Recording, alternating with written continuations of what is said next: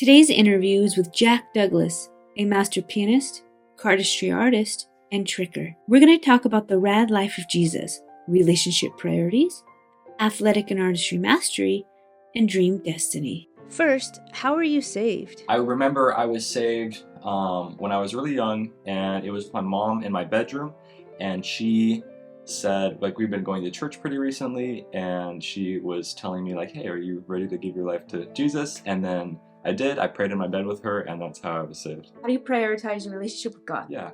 One way that I prioritize my relationship with God is spending time in the Word every morning with my mom. And granted, I haven't been as consistent with that as I'd like to, but I have been like reading in the Word in the mornings with my mom. That's a great way to prioritize my mom and God at the same time. And we usually spend, like, it's fun. It ranges from like 15 minutes to an hour, sometimes 2 hours, because like my mom has so much insight. And I look up to my mom as like the person who knows the most about like the Word. I can ask her any question, she'll know the answer, and I love doing Bible studies with her. So in the mornings, I spend time in like doing Bible studies, precept studies with my mom to prioritize God and my mom at the same time. How do you grow your relationship with God? Yeah, how do I grow? Some things I would like to start doing that I have not been doing, and some of those things that could grow my relationship with God is praying every morning. I've added that to like a to-do list that I have on my phone that I want to start being consistent with. So I want to be praying every morning on top of doing my Bible studies. So I'll pray every single morning as soon as I wake up, do my Bible studies, and being consistent with the Lord is definitely a way to grow my relationship with God, and that I've been doing with the Bible studies. And also going to church and fellowshipping with other Christians, I think, is a great way to grow my relationship with God. But I'm thinking about waking up at 4, going to the gym, doing some deep work on my agency, and learning about my business, things like that. And then doing my Bible studies with my mom before I go to work, and then coming home, doing my chores, and then going to bed. How do you prioritize and grow your relationship with your mom? Yeah, with my mom, Bible studies, and we go out to lunch every once in a while, but going out to lunch is a great way to catch up with my mom, and that's how we prioritize each other. And then another thing that we do that I think is a really good healthy quality of our relationship is we ask each other, like, hey, is there anything I can be doing better? And I know I can make a strong assumption that I'm sure not a lot of people do that with like their mothers or fathers or whatever, but I ask her, like, hey, is there anything I can be doing better to be like a better son? And she lets me know, like, hey, I don't really like it when you do this, and we have like this constructive mindset when we talk about things like that, and it really, really helps grow our relationship together. Being prepared to receive constructive criticism is such a big thing. And also, like, when we're interacting with anybody, we may have these thoughts about like, oh, I wish they wouldn't do this, but you don't want to come at them by telling them that, because they might take it off guard. They might like think that it's rude even though it's not, and then they might be rude back to you because they think they're getting that. So opening up, saying, hey, is there anything I can be doing better, gives them a window to improve the relationship. Can you give mothers a tip on how your mom was able to keep such a close relationship with you? She definitely has done a lot to improve our relationship and keep us close, but it is also me being willing to do that, because it takes two people to have a close relationship. And if one person is running away and the other person's trying to grow a relationship, it's just not going to happen. So it has to come from investment on both sides. And one tip that I have is for moms is, one thing that I love what my mom would do is she always writes me notes, and whenever she packs me lunches for work, she always puts a handwritten like note on a napkin for me. And I brought one today, and it says, I love you more than I could ever show you, but I'll always keep trying. Aww. And she puts like little hearts and stuff like that on it, and it makes me so happy. And I save all the ones. It's like I want her to pack another napkin in here so I don't have to use that one, you know? I love keeping them. But like writing notes, and when she goes on a walk with our dog Sam every morning, she writes a note in my bathroom knowing where I'll go first thing in the morning, and it's like, oh, I'm on a walk with Sam, and it's a great way to just remind her of like, oh, I'm gonna miss my mom one day, and I'm gonna keep these notes and just remember her. So she is amazing. I love her. How are you able to prioritize or grow your relationship with your dad? I'm learning how to do that a little bit better now. He is at work a lot during the day. He gets back at like 6 or 7, and I don't see him in the mornings really. Sometimes he does say bye to me if I'm up early enough, but he and we go trials riding. We ride our motorcycles on the weekends whenever there's like an event, every other weekend probably. And on our way up, like it takes about 2 to 3 hours to get there, and we go camping. So that's like, we don't spend a whole lot of time together consistently, but we have big blocks of time when we go do trials competitions, which is like the kind of motorcycle riding we do. We get a lot of time together, and we get to talk about like our struggles and or like what we've been dealing with, about like, oh, struggles at work, struggles at my work, and like with God, and like we get to read the Bible together too. Like when we're eating breakfast in the morning, he like brings out this Bible sometimes. And yeah, so we don't do it consistently because of how often he is at his job, but we do have big lots of time where we're able to spend a lot of time together. That's how your parents discipled you. It was mostly my mom. She really introduced me to doing Bible studies in the morning with her, and she was the one that was pushing me to get involved in different events at church and playing on the worship team in high school. And yeah, my mom was really the one to hold my hand, and my dad is starting to grow closer and closer to God. He has always been a Christian from as far as I know, but he is really getting deeper into the Lord because of how stressful and what a trial he went through in Cottonwood when we moved to Arizona last year. So yeah, he's definitely more of a Christian role model for me. My mom is like number one, and I know it should be the man as the head of the household spiritually, so that's what I'm aiming to do. Yeah, it's my mom has really been the one to disciple me and like show me the path of like, here's how to be a good spiritual husband one day. Pretty close to your grandpa. I think you would go and play video games, but share the gospel. I had the best relationship with my grandpa growing up, and I don't remember how young this started, but I would always play video games with him at like 7 o'clock every night after school. And we would play like Minecraft and Terraria, and I remember there was this game called Halo 4. It was like a first-person shooter game. It was really good. It's like surprising when you think of a grandpa playing video games with his grandson. It's like you don't think he'd be that good, but he was really good. And we'd play online checkers and stuff like that. But what's amazing is I think in our family right now, he's the one that really needs like the Lord more than anything. And it's amazing with whenever we play video games, I would go to young adults group, or not young adults group, but youth group during that time, and I'd always be able to come home and share with him what I learned. And like every night I'd be able to talk to him about Jesus, like, wow, I learned this today at school in Bible class, and here's what I learned at youth group. And he loved playing video games with me so much. It's like he didn't necessarily like do it to hear about Jesus, because he was like not really open to that kind of stuff at that time, but it was definitely a really good way to have like fellowship in a way where I can play video games with him, have a really good relationship with him, and then share that on top of everything. And another thing that we do to grow closer together is whenever I visit up there in Arizona, I play piano for him, and he just sits there and listens to me play music, and he sometimes starts like tearing up. He's like, this is like the most precious thing I could ever wish for, and I'm so glad that I can listen to your music and grow closer with you in that way. You think, is he getting more open? I think so. Religion? With Christianity? Yeah. You think? He is, I think he feels a lot of urgency right now because I think he's going to have some heart surgery soon, and he's been like having some health problems.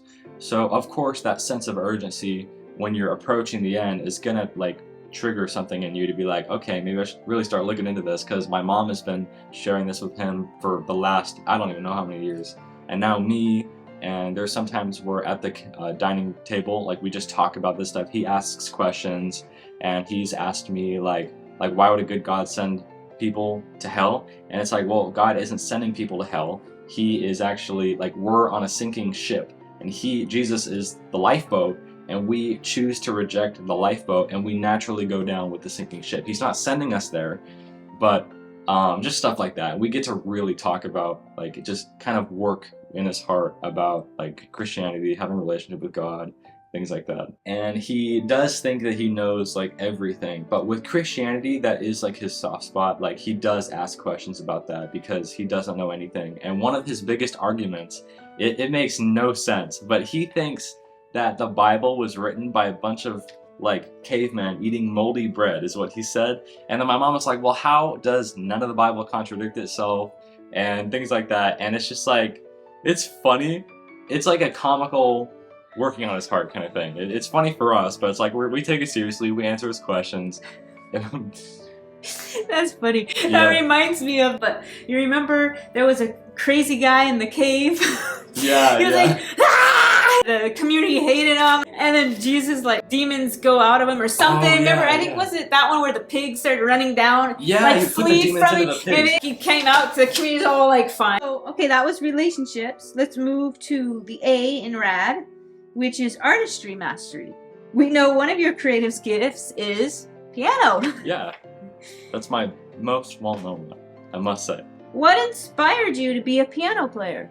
It was specifically video game music, and then when I was playing some video game in my bedroom in Arizona, and I was like, I like that music, that's cool, and I had like this really short piano underneath my bed, and I pulled it out and I tried to play it just by ear and stuff, and then there was a piano in my elementary 6th grade music room that I wanted to impress all my friends, so I searched up on my phone, I'm like, fast piano music, and then there was this one specific song that came up called Fires of a Revolution.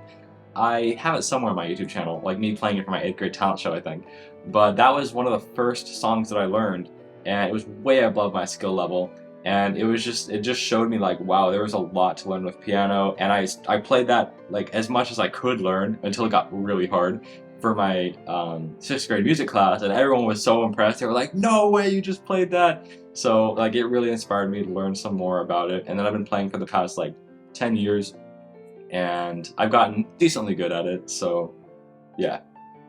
Okay, so it is true that you self-taught yourself from YouTube? Yes. Basically.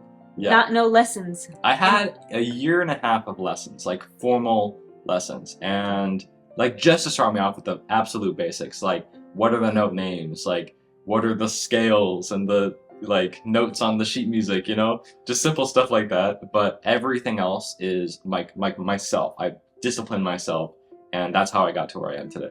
You just listened to it and you learned it, or you listened and you visually watched? It's actually like a combination of all of the different combinations of what you just said. So sometimes I would just have to learn it like visually by the notes coming down. There's like this synesthesia thing where I can just watch the notes come down. I don't need to listen to it that way. That's like the easiest way to learn it for me. And it's not the most helpful because it doesn't teach me how to read sheet music or anything. But the next way I would learn it is just auditorially by listening to just a soundtrack of the music that I wanted to learn. An example of this is from another video game. There were 3 voices. There was the bass, there was the melody, and then there was this middle part.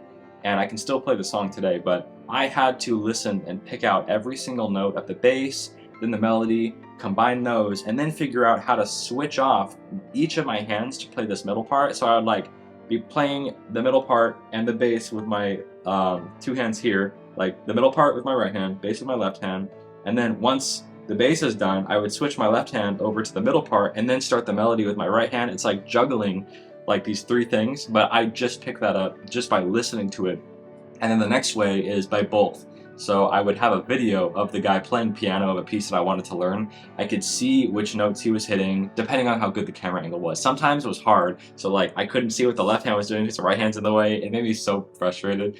But yeah, like now at this point I know how to read sheet music, so I combine the video. I have my phone up on the sheet music stand, and then I have the sheet music too. So I listen to the video, I see if I've got it right, I practice it, and then I look at the sheet music to kind of double check my work. That's how I do it now. Yeah, and it's like for people who are really good at piano, like piano professors, they probably disagree with me. It's like if I taught someone how to play piano, it would be to how to play like how I play. It wouldn't be like here's exactly what you need to play everything. It's like I can kind of do that, but like a tip, if professors were to tell me how to learn, it would have to do with like, okay, listening to other people's performances and interpretations of music can help you understand how you want to say it. It's like listening to other people give a speech that you're about to give will tell you what points to emphasize and stuff like that. It is very helpful. So having like the music there with you to listen to and the sheet music is a great way to like really understand how to play it. You said, oh, my fingers don't necessarily hurt, but my arm hurts. Most helpful tips. I was playing this piece from an anime, and it had some techniques in it that I've never done before. And it's like quick succession where you're like doing this like a lot, or like with like just alternating intervals like that really fast. And my arm is tense when I do that. So my arm would be like aching by like 4 measures goes by. And it's like, I can't do this anymore. And my professor, someone who was teaching me at the time in Cottonwood, he told me about arm weight technique. And what that is that if you're playing piano, and if you like are just playing piano and you stop, and you take your hand and lift up your arm, if it stays there, your arm is too tense. What you want to do is use, like if these are the keys, you want to use the weight of your arm. You don't, like if the keys weren't there, your arm would fall. You don't want to be holding your hand there and doing it, because then there's too much tension here. So you want to push into the keys, and like without like holding your arm up and tensing it up, you want to just be very relaxed and just push into the keys and kind of use your fingers to lift each other up and like alternate back and forth like that. And then I can do it as long as I want to. So that really helped. And it's good with any technique with piano. If you're just on the keys and not like tensing your arm to hold it up in the air, like it's basically like your legs. If there was no floor, your legs would just like drop to the floor. Like if you can't walk if there's no floor underneath you. It's the same thing with piano. It's like your fingers are like little legs on the keyboard. You're not floating. You're walking on the piano with your fingers, and you don't want to just hold your arm up. You're not levitating up here doing this. You're pushing down on the keys like that. How long did it take for you to master the skill of piano playing? I am far from mastering it. But to get to where I am, I started learning piano, right? And then there was this like massive increase in like skill that I developed. And then it slowed down for a little bit. Just like if you go to the gym, for example, I use this as an analogy, but if you go to the gym really consistently for like a year, for the first like 3 months, you're gonna see rapid progress, right? And I like haven't really experienced this that much because I'm not really consistent in the gym, but I'm just using it as an analogy, right? I've heard that you'll see rapid progress when you go to the gym consistently at first, and then it'll start slowing down a little bit. You're not going to see as big of gains as you did within the first 3 months as you will in like the next year or whatever. So like for my skill level, it went like this. It was like super, like I learned a lot of stuff. I was getting really good really fast. And then I reached a point where I like very, very little like improved every day, because like when you like improve so much really fast, it's like you're not just gonna keep going like this. It's gonna like, okay, you've learned a lot, now you've gotta really refine the little tiny details, right? You learn the big picture of stuff, you get it all, and then you have to like really work on like carving out the tiny details. So at around 5 years of learning piano, that's when I got really, really good. I was very confident with arpeggios, and like any pianist will like skim keys every once in a while, unless you're like virtuoso level, which I'm hoping to get to. But at that point, 5 years, I was really good at all the techniques that I'd studied and learned and practiced over and over again.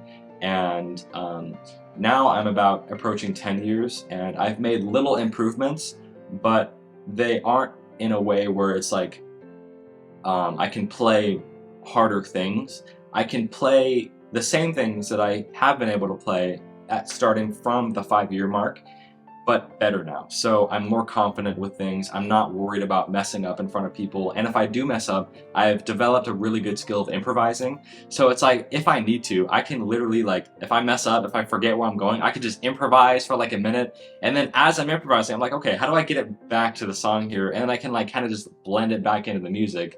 And like sometimes I play around with combining certain songs. It's like I improvise, seeing if I can lead into the next song, changing keys, things like that. But like at 5 years, that's when I really got most of the big picture of things down. I was very good at playing piano, and then for the next 5 years, I've been like really refining everything. So to get where I'm at today, it took me 10 years, but 5 years is where I got like it didn't necessarily cap, but it started to slow down because I just needed to work on the tiny things. How do you grow? In music? In music, yeah. Yeah. So if you want to grow in music, you have to have a connection to it. You can't just like be learning all the techniques and stuff. It's like learning the techniques of how to play piano is like learning the different ways on how to like invoke emotion when you speak. So if you want to grow in music, you have to like develop a connection with your instrument. And with piano, I don't think any other instrument is going to be able to be like touch me and like bring out my emotions like piano does. I think piano is the best instrument. I am biased about that, but it's just because I'm able to like tell stories with it and really be able to get emotion out of other people. And to, if you want to, like, you have to grow with music by yourself, by understanding emotion. Just like when you're about to give a speech, you have to understand how to get people to like have emotion when you're speaking. So same thing with piano. And with performance, like piano performance for me is telling a story to the audience and getting them to experience the emotion of that story, right? For a lot of people, this is where a lot of people get wrong with like emotion, music, and connecting with music and piano. You can tell what their definition of performing is just by watching them play piano. So if someone gets on stage for a recital or at like a public piano or something like that, if they just sit down, if they're very still, they just like play the notes, they're not really like very robotically, their definition of performance is getting up on the piano and playing a piece. That is not what performing is. Technically, yes, but in the whole picture of things, performing is telling a story to the audience and getting them to go through an experience of that story through emotion, right? So for me, I am like telling a story with all my emotion. I'm using my whole body to like, you know, delaying certain notes to bring out emotion even more, and like with dynamics and with tempo and stuff like that. So you can really tell how close music is to someone's heart by just watching them play and how they play. And after playing piano for so long, I understood that even more. No one told me that. I realized as I'm watching people play piano at a recital, I was like, you know what?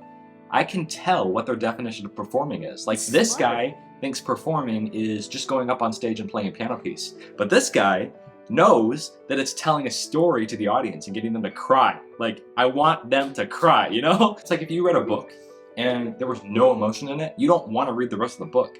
But if you start off a piano piece and you like there's emotion there, it's like that is what keeps you there. It's like if you can have emotion in a piano piece or a book or a movie or whatever, that is basically like Instagram. It's like the colors and everything keeps you there on Instagram or whatever. It's not a good healthy analogy like for an alternative. Like Instagram's not healthy for you, but it's just an idea. Like it keeps you there, and it's like it makes you want to keep listening to the story and like, you know, reading the book or watching the movie, listening to the music, things like that. That's what really keeps you there. And like the fast fingers and stuff like that, that's one thing that makes people go whoa, but that gets old after a while. And then it's the story that they stay for, you know. It's kind of like a relationship now that I think about it. It's like when you fall in love with somebody, it's like at first it might be like, oh wow, they're so pretty, I'm really attracted to them. But what they stay for after the honeymoon phase is how their personalities go well together and how their emotion ties together and things like that. So now that I think about it, it's kind of like a relationship, you know? At your peak, how many hours a day would you practice piano? I remember there was a point when I was learning, like learning up front takes a lot of work. And when it comes to like my business and stuff, it takes a lot of upfront work. I'd watch agency videos for like hours every day. But for piano, when I was on that like grind of learning about piano and techniques and everything, I practiced like 6 hours a day, 7 hours a day. Like that was my life. So now at my peak, I honestly practice like 1 hour a day. That's what it takes to maintain it. Because with business, with learning a new skill like piano, with really anything, it takes a lot of upfront work, and it takes less to maintain that. Just think of a car. When you're going from 0 to 60, it takes a lot of work for that car to get from 0 to 60, but to maintain it at 60, it's effortless. So that's a really good analogy to go with that. I learned that on one of my business videos. Did you? Yeah. It's so interesting how much like business and sales and copywriting, not with the R, but like copywriting, like sales pages and learning how to write compelling copy to sell products. It's so interesting how much that goes and translates over to real life, with relationships, with how I speak. What are the most helpful resources that have helped you along the way? Yeah, so YouTube is one of the best places to go for learning piano. I mean, there are courses and like communities of pianists and stuff like that you can pay for. I have not been in any of those, and I've gotten to where I am, so you don't need them.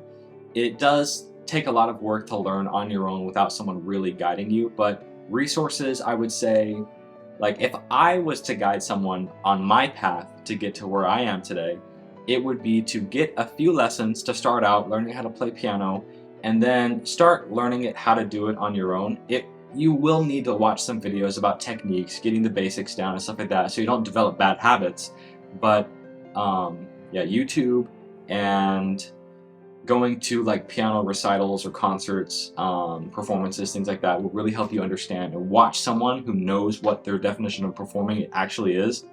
It'll really help you understand like how you're supposed to like give a story to people, you know? So YouTube and a handful of lessons is a really good way to go. Just like if you're gonna start out at the gym, you might be like, oh, I don't know how to use the machines. Like, you know, with piano, I don't know how to play piano correctly. I don't know how to do scales. Get a physical trainer and, or a personal trainer, that's what they're called, at the gym. Have them show you the equipment, just like the equivalent of a piano teacher showing you the technique. And then after a few personal training sessions, you're good to go on your own, and then you'll make massive progress because you know the techniques of all the equipment. Just like getting a piano instructor to help you along little by little with techniques, how to use the gym equipment of piano with your like right technique, then you can like stop and then learn how to do it on your own. It definitely won't hurt to have a professor or piano instructor to guide you along the whole way through. I definitely believe if I did have that, like if I had my piano teacher that I will have and that I've had at MJC, like for the past 10 years, I'd be way better than I am right now. But so that's definitely a bonus if you can do that. Do you have any other advice? One piece of advice that I have that I could have benefited from in the past is that learning any new skill, like cardistry or piano, is very frustrating. And I feel like there's this like in the beginning, there's a lot of like big steps you have to take that can make you not want to like learn piano anymore or like any skill. So it's like the biggest steps are in the beginning. Like they're 3 feet tall and you're having to like stretch your legs out to get over that. And it's like, you know what? Staircase is really big. I don't want to get up these 3-4 foot tall steps, right? But you have to get through them, and then it's gonna get way easier. And like being competitive with it too is gonna force you to grow. Like competing with, you know, in sports is gonna make you better, because like having the mindset, it's like I want to be better than like other piano players, and that's like the mindset that I have. And it's not like a toxic way. It's not like, oh, I'm gonna be better than you, I'm gonna show off. It's not like that. It's just be like not just having a competition with yourself, because that's not like true competitiveness. It's like if you have a competition with yourself, like breaking your own personal records, it will help you grow. But having competition with other people is, I believe, a better way to improve like your skills or something. Like if you're playing sports or whatever, if you're just playing soccer with yourself, trying to see how many dribbles you can do, it's not going to improve you as much as like trying to beat 5 people at it at the same time, like doing competitions, like playing actual tournaments where you're like versing against other people, you know? That'll help you grow a lot more. So be competitive with it and just understand that failure is not a setback. You're falling forward. You're not going this way and falling backward. You're falling forward because you're learning what not to do next time. And like failure, if you didn't have that, just like if I could tell myself learning piano, if you didn't have failure, you would be limited on how much you could actually grow. Because I feel like without failure, you will not be able to grow as much as you could in anything unless you have failure. Because you fall forward, you learn when you fail. It's like, okay, I'm not going to do this next time. Didn't Juman ask you who your favorite piano player was, and you told him it was a famous YouTuber, Lionel Yu? Yes, Lionel Yu. And he said something like you're going to collab with him. Yeah. And then shortly after that, something amazing happened. You went to his concert, right? And yes, I did. You can tell the rest of the story. Story time. So, when I was growing up, I like Lionel Yu. That song, Fires of a Revolution, it was by Lionel Yu. And ever since then, he's been my favorite piano player. And he was gonna come to San Francisco to do a performance. And like it was gonna be at the Great American Music Hall. And that did happen. But before that, he lived in New York. I think he's moved somewhere else now. I can't remember. But my dad said, if you get straight A's, like I'll take you to see him when you're a senior or whatever. And like I honestly didn't work that hard in school, but I was lucky because Lionel Yu came down to San Francisco, so I didn't need straight A's to go to New York to see him. But so he came down to San Francisco. I let him know that I was going to be there because I post his music on my YouTube channel. He's known me. He's like mentioned me on his Twitch streams. He's literally like been with his Twitch like partner or whatever, and his like friend was saying like, oh, there's no one else that can like give you piano therapy with your music because you're the only one that can play your pieces. And Lionel Yu's like, actually, there's this guy, and he's like showed my piano videos, stuff like that. And like when I'm on his live streams and I comment, he says me by name instead of Musical Manuscript, which is my YouTube name. He says like, nice, Jack. So he knows me, which is cool. So I let him know that I was gonna be there. And then we get there. There was like a few people in line. We were pretty far, like in first, almost first in line. And some of the people there, like, you know, in line, we made conversation with. I was like, how long have you known Lionel Yu for? How long have you been listening to his music for? Because that's what we all have in common, because we're going to see him play. They were like, oh, like this many months or whatever. And they asked me the same question back. And I said, oh, I've been playing his pieces for the past like 7-8 years. None of them believed me, right? And they were like giving me that face like, oh, yeah, sure, kind of thing. Because like, it makes sense. Like, he's not going to be able to prove it to me. And he's just like bluffing about it. And then like the line grew bigger, and then one of the people said that was farther ahead in line of us was like, oh, I think I saw Lionel go down the street to go get dinner or something like that. And then eventually he started walking back with his phone in his hand, like recording down the line at people like, oh, you're already ready for the show? And then he gets to me, he literally stops the recording and goes, Jack! And then Lionel Yu comes over and like hugs me, and he's like, can I get my picture with you? And I'm like, no way, this is actually happening. And then those people that didn't believe me, they like looked at me like, what the heck? It was awesome. But it gets better. So we go inside, I get like front seating. There's no chairs or anything. It's just like a dance floor, because it was like an EDM style concert. He wanted people to like get up and dance. So I sat up at the front, or just stood up at the front. And I'm so glad that I did, because like in the middle of his performance, he said, okay, I'm gonna go off script here, and I want 3 people to come up on stage. Like, I need 3 volunteers. And I was like, I have to be one of these volunteers. So I'm raising my hand. He calls me. 3 of us go up there, and he tells us that he's gonna like improvise based off of our like hand conducting motions. He wants us to like pretend to be a conductor or something like that. I'm like, okay, that's interesting. But like the first 2 people go, it was cool. And then it gets to me, and he's like, Jack, you want to introduce yourself? None of the other people got to introduce themselves like how he did. He just gave me the microphone, and I'm like, my name's Jack Douglas. And I was very arrogant with this one. I would have done it differently now that I look back on it. But what I said, I was like, I can play his piano pieces. And everyone is like, no, like, boo. You know, what I should have done is be like, I play some piano. Like, I'm decent. You know, like, play it down. But I was like, I can play his pieces. Nobody, like, I got, like, boos from the audience, right? And Lionel Yu, he knows that I can play his pieces. So he looks at me, he's like, do you want to play something? I'm like, yeah. So Lionel Yu's asking the audience, like, do you want to hear Jack Douglas play one of my pieces? And they're like, yeah. So I get on the piano, I start playing like normal for release, right? Like da na na na na na na na, that one. And it's just normally all slow. And then I like ramp it up, I go faster, and then go into this like crazy for release part. And then like the audience goes crazy, and I play for like 5 minutes, and like Lionel Yu's behind me. All this is on his YouTube channel, because he recorded it like with professional videographers, and he's like behind me, like going like, no way, and the audience is going crazy. It was so cool. And then at the end of the show, like Lionel Yu had his own line of people that like wanted to get his autograph. I had my own line of people, and like none of this was planned. It just happened because some people came up to me and was like, so like this was planned out? And I was like, no, like this was not planned out. But it was really cool, and I know I was an inspiration for a lot of kids there, because one of the kids that went up on stage as like the conductor, his name was Colton, and he was 10 years old. He's been listening to Lionel Yu for a long time, just like I have, and I know it was great seeing him like him seeing me play piano, just like because he wants to be like that someday. And like there was this other little boy that was just with his mom that came up to me and wanted my autograph and a picture, because he was really inspired by that too. So I know that that was just a great experience. And then after that, the next day, I got to go out to dinner with Lionel Yu one-on-one at this Brazilian all-you-can-eat steak restaurant. It was awesome. I'm like, I just went to dinner with Lionel Yu. Like, it was so cool. But yeah. Let's switch to Cardistry. Yes. How did you get into that? So Cardistry is it's like one of those, like, it's a hobby that not a lot of people know about. And Cardistry, what that is the word cardistry is a combination of card and artistry. So it's not magic. That's what a lot of people think it is, but it's card flourishes. It's like visual effects with cards, like two-handed cuts that look really complicated. And it's like, Like you take like packets and you toss them up into the air, you fling cards from one hand to the other, you flicker them around, like sticks to your thumb, like stuff like that. It's a lot of fun. I think it's more fun than Magic.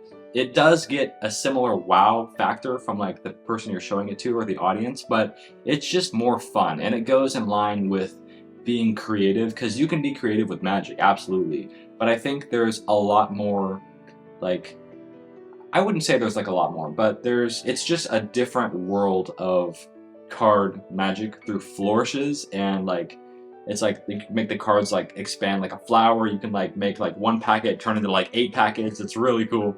So getting into cardistry, I just saw it on YouTube, I think, and I was like, that is so cool. And I just learned how to shuffle cards and the different ways to shuffle cards, like weaving them together, then dropping all of them. And I'm like, that is so cool. So I just learned that and then got more into it. Move on to athletics now. Yes. Let's talk about your tricking. Tricking is a combination of martial arts, breakdancing, and gymnastics, and a little bit of capoeira. It's like I can't really tell you about the history because I'm not very educated in that, but I know it's another form of martial arts. And it's, you know, just combining kicks, flips, and twists, basically. And I was pretty good at it until I injured my knee like a year or 2 ago. And I would be pretty decent at tricking again, not if I hadn't injured my knee, but if I just spent time reworking my knee like I should have, then I could definitely get back into it again. So I'm going to be prioritizing working on my knee, getting it back to full strength again. But yeah, tricking is flips, kicks, and twists. How'd you get into that? YouTube again. So all of these things that I learned are from YouTube. Like YouTube, if you want to be cool, go to YouTube and learn some hobbies, you know? But yeah, so tricking, I just saw people doing like a 540 kick. That's what I wanted to learn. It's where you do a spin, you jump off of your right leg, you swing your right leg over your whole body, like up here, and then you land on it. So it's like, if people know a tornado kick, it's like you jump with your right leg and then you land on your left leg, and like you're like this, you jump off your right leg and then you kick like that. But a 540 kick is you take your right leg and you like literally swipe it all the way around your body in the air. It's so cool. So that's how I got into it, and just I took all the pillows in my house and threw them on my backyard and started like hurling my body onto it. And that's how I learned how to do flips and kicks and everything. What are your spiritual gifts and how do you grow them? I believe that my spiritual gift is one of serving, because I know from my Bible studies with my mom that I've been doing, we did one on spiritual gifts, and there's speaking gifts and serving gifts. And they, like, your spiritual gift involves how, like, from what I've learned, it's like involves you, what you're like, your purpose is in like the church, right? In the body of Christ. And I think I don't have like a speaking, I'm very good at speaking, but I don't have like the gift of like speaking like a pastor does. Like that's a speaking spiritual gift. I think I have a serving one, and I think it has to do with music and bringing people through Christ or to Christ, and like it has to do with music and my piano playing. I know that my piano playing itself is not a spiritual gift. It's just a gift that I've been given, like a talent, a hobby that I have. But my spiritual gift, I believe, is one that has to do with music and bringing people to Christ through music, invoking emotion. And it's like, you know, spiritual gifts, like that's one area that I'm like trying to figure out where I'm at right now. But I know that has to do with music, and I know that I have like a purpose in the church with music, I believe. So I'm still trying to figure out how to like work on that, you know. Let's move on to Dream Destiny. Sounds good. Yeah, so I'm working on starting my own business. It's going to be an advertising agency for home improvement companies like roofers, landscapers, and kitchen remodeling, stuff like that. So I have been learning about how to start it. I've been building the backbone of it since like July last year, and I definitely could have had some clients by now, but I did admittedly get really lazy with it. So that's why I'm telling you, I'm going to wake up at 4 a.m. and go to bed at 8 so I can really work on this. But yeah, so I'm going to be starting an advertising agency for home renovation companies. And what's the name of it? Terraform Advertising. I do have a website, terraformadvertising.com. What inspires you to create your own business? That's a good question, because I think it has to do with the like mentors that I look up to on YouTube, in different spaces like that, because I know that I don't think I would have had this idea initially. So what inspired me to start my own business is really like the mentors that I follow and being able to like do something and build something that's my own that I can be proud of. And another thing that inspired me is how disciplined I'll be able to become with something like this, because I don't want to work on someone else's business. Like I do that right now at the antique shop that I work at in Sonora in Colombia, but like I don't want to do that forever. I do not want to be, I always put it like this, I don't want to be somebody's little puppy dog forever. So I want to be my own boss, and once I get this going, it'll really work well with my piano, because once I get my agency going and I onboard a few employees, I already have a guy in London that's ready to go for as the advertising specialist. So I don't even need to run the ads myself, right? I will do some other things that involve the business, but once I get things going, the goal is to work for 4 hours a day in the morning, and I'll have the entire rest of the day to do whatever. It'll work perfectly because it's an online business. All I need is my laptop and an internet connection, right? Then I can do sales calls, close clients, weekly check-ins with my clients online in the morning. And then in the evening, I can practice for a piano concert or something. And then I can travel since I get location freedom. I'll get location freedom, time freedom, and financial freedom, which are all the things that I want in a career. So I know that with piano, I know that if I did that just piano, I know that it is possible for me to struggle a little bit financially. And I know even if I did that, the Lord would be able to provide me with what I need. So, and even if my business doesn't work out, if the Lord really wants me to just do piano, He will make that apparent. And I'm going to definitely trust Him with that. But I'm going to see just if this agency works out, because then it'll work really well with, I'll be able to make enough money, I'll have time freedom and location freedom to go where I want to do performances, the time to practice and actually do those things. I want to be my own boss, and it's definitely going to give me a lot of freedoms that other people don't have. So that's why I was inspired to start an agency like that. What are the fundamentals of business? Yeah, so a fundamental of business, like one of the strongest ones, is sales, because you can't get people to buy your products without sales, some sort of sales skills, especially higher ticket items. When there's more money in the way of a product, there's going to be more objections from people, and you have to have the correct sales skills. And just like techniques with piano, like learning how to play piano really well to tell emotion, sales, a lot of people have this bad rap of especially car salesmen. There's a lot of bad salespeople in this world, but good salesmen will help you feel like the customer is being given something. Like a bad salesman will make people feel like they're taking from them. Like bad salesmen will take your money.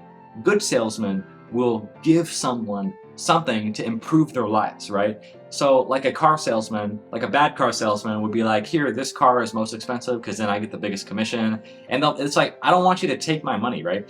But a good car salesman, which is rare, will be very friendly. He'll be personal. He'll feel like he's a friend to you, and he'll be like, here's how this product will improve your life. And I'm not just taking the money from you.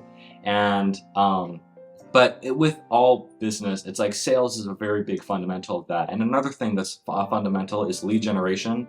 For example, basically people coming into your store to buy things, or advertising, some form of getting people, strangers, to know your business, to click on your website or walk in the front door of your business. Lead generation is very important, because without lead generation, you can't make sales, right? With nobody in your store, you can't sell anything to anybody, right?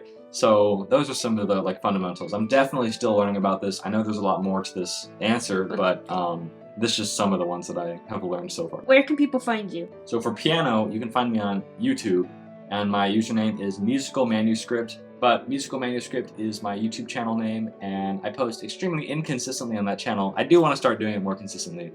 But on Instagram, that's where my tricking and cardistry stuff is going to be. I haven't posted on there in a while, but I want to make that more consistent. So I just have some videos of cardistry and tricking and stuff like that on there. My username is lowercase Jack_Dougla. So my last name without the S's, basically.